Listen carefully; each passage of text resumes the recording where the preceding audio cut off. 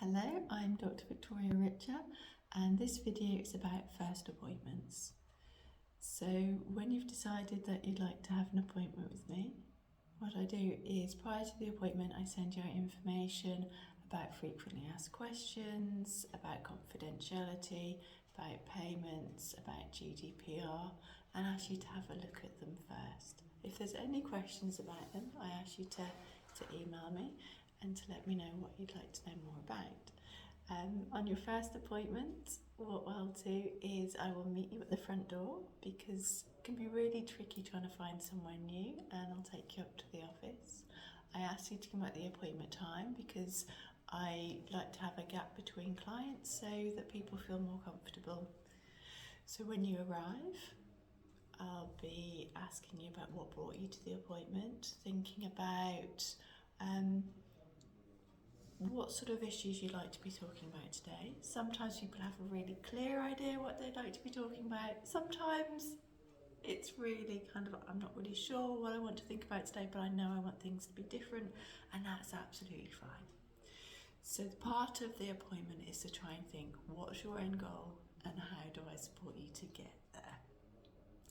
So just as a very general outline, people come for very different reasons. So sometimes people want an assessment of their mental well-being. Sometimes people have very specific things that they kind of want to address, and other times it might be that they're finding themselves just in a life pattern which isn't making them happy and they're finding themselves stuck.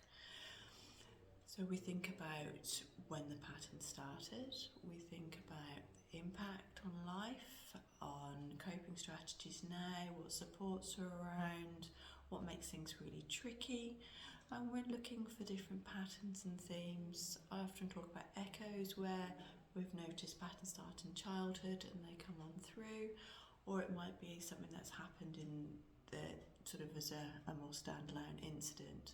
So we might be thinking about the impact that that's had on the person since the incident happened. Once we've talked through all of those various issues, I'll be thinking about what sort of treatment approach might be most suitable, and in fact whether treatment is suitable or if I'm going to make a recommendation that they try something else first. Or the person might be thinking, actually, I'm not really sure if this is for me, and that's absolutely fine. It's completely in the person's hands what they want to do next.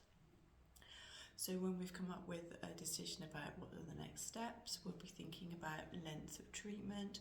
Often we have a few sessions and then a review to think about whether things are helping, whether it's not helping, and then plan further sessions. So again, it's completely up to the individual what they want to do and what they feel is best for them. Also a chance for any questions. Then we will plan the next session.